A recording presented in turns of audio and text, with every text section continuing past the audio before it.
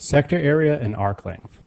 So I have a circle displayed, and there's a central angle formed by two radii. What we're going to try to calculate is, or we're going to try to come up with, is a formula that will allow us to find the area of this region or this region, it wouldn't matter. So the area of a sector, when we refer to that idea, we're asking ourselves, what is the area formed between two radii and the boundary of the circle? And then we're going to try to figure out what is the length of an intercepted arc for a central angle. So for that, we're asking ourselves, say, what is the length of this arc? Or it could be the other arc that's intercepted by that angle. Okay, so that's the two goals. Those are the two goals for this video. So let's start with sector area. Well, what we know is that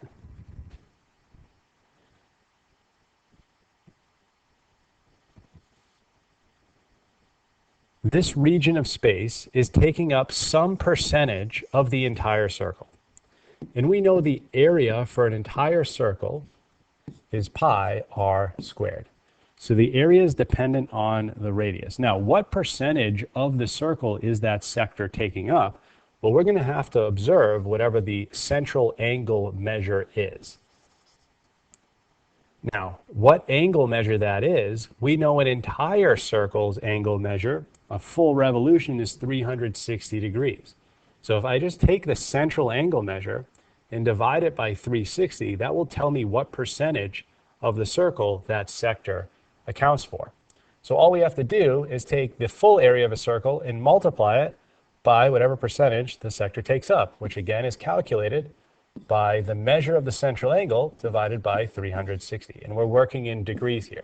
So we'll tack that on, and m represents the measure of the central angle.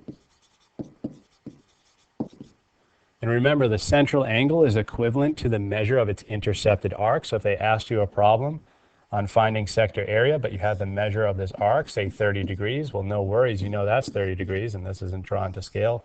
So it would be much larger than 30 degrees, but you get the point. Okay, so the measure of the central angle divided by 360, this is going to calculate the percentage of the entire circle that this sector takes up, and we know pi r squared is the area for the full circle. So put together, we get the area for a sector. And that's the formula you want to know. Pi r squared times m over 360, where m is the measure of your central angle. So obviously in this equation, you're going to need to find a radius if it is not given through whatever information the problem does provide you. And you're going to have to get a central angle. So that's all it's dependent on, those two measures. Now let's take a look at arc length. Well, arc length is going to use that same idea. For the intercepted arc, we just want to know what percentage of that arc, of the entire arc of the circle, is taken up by that arc that I have outlined in blue. So what percentage of the entire arc is taken up by that arc in blue? Well, what is the measure of the entire arc? That is synonymous with circumference. And we know circumference is calculated by doing 2 pi times the radius. So this is our circumference. And we want to multiply it by the percentage that is accounted for that blue arc measure. Now, how do we get the measure of an arc? Well, it's equal to the measure of the central angle. So let's do m, and all the way around, the measure all the way around would be 360. Because if the arc is equal to the central angle, and all the way around for a central angle is 360 degrees, and all the way around for an arc should also be 360.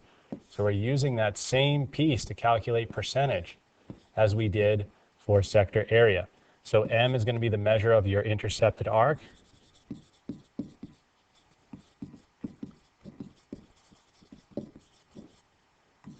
Which again is also the measure of the central angle if that is the thing you are given. So this formula, the only thing that changes, instead of an area calculation, you're going to make a circumference calculation. So we just want percentage of a circumference.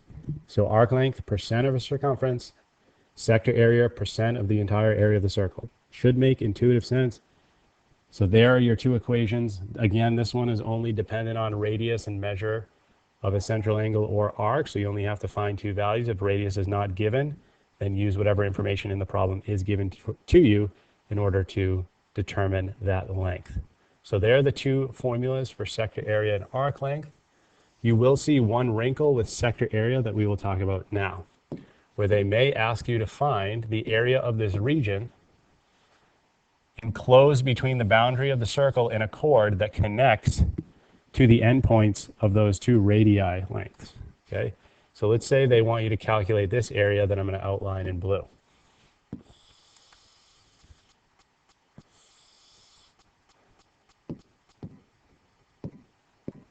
To calculate that area, sometimes referred to as a segment, but that area is going to be the area of the sector, right? So if we take the sector area as a whole, which will be the area bounded by the two radii and the boundary of the circle, and then subtract from it the area of that triangle, well, we'll get that area that we're looking for.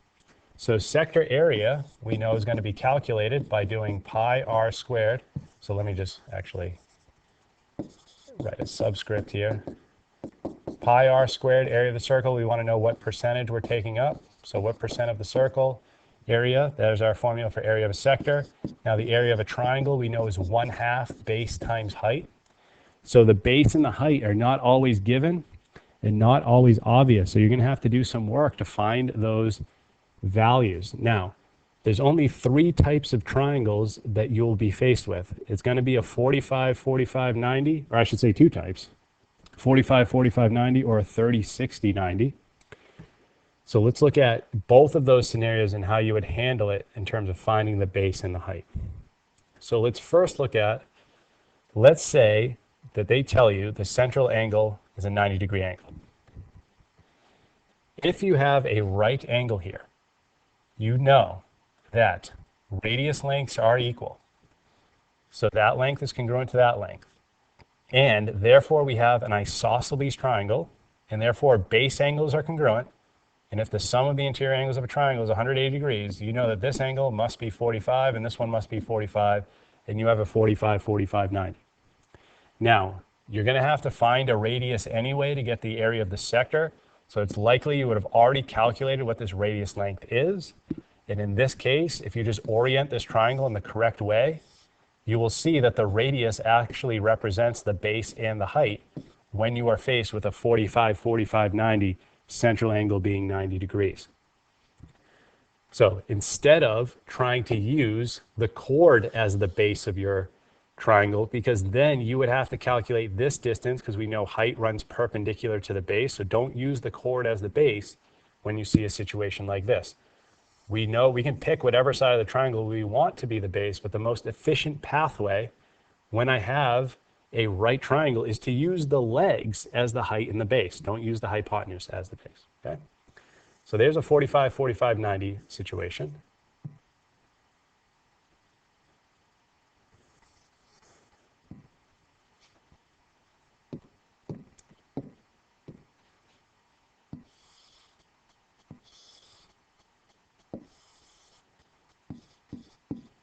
What if you're told the central angle is 60 degrees? So be careful here. These two lengths are congruent because they both represent a radius. So I have an isosceles triangle, which would make this angle in the top left be 60, and this one be 60 as well. So therefore, what do I actually have? We actually have an equilateral triangle, even though the picture doesn't support that. So equilateral triangle, and I got those base angles off the fact that we have an isosceles triangle guaranteed by the lengths of the radius always being the same. So base angles are congruent, and with 120 degrees left to use, each one must be 60. So if I have an equilateral, the radius is going to give you the base, right? Because they're all going to be equal to the radius length. But we're going to be tasked with finding what the height of this triangle is. And that's going to take some work. So we know that this is 60 and this is 30. And now we know this is r over 2. So let's break this off. We have a 30, 60, 90. and we're interested in finding what this height would be. We know this is radius. This is going to be radius over 2. You're going to have 2 of these sides. So you're going to have this side, because you found it for sector area. You can just divide it by 2 to get that side, and you can do Pythagorean theorem to get the height. So your base is going to be r, so just be careful because we want the whole triangle. Don't just look at the half now for your area calculation. Your base for this situation is going to be the radius, and the height is going to be found using Pythagorean theorem through this relationship that we have drawn off to the right. Then the last scenario is, let's say that instead of 60, this is 120. Radius lengths are the same. With 60 degrees left to work with, each base angle must be 30, which means we don't have an equilateral in this case. We do have isosceles. We know this is length r, this is length r, 30, 120. I need to find both the base and the height. We don't have either one right now. Okay, but I know that this gets split down the middle because of the isosceles triangle, isosceles right triangle. So that angle gets bisected, and so does that base. So what we'll be able to do is use a 30, 60, 90 again, but this time we only have one side to work with.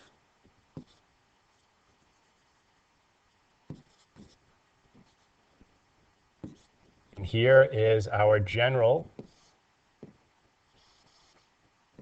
side relationships for 30, 60, 90.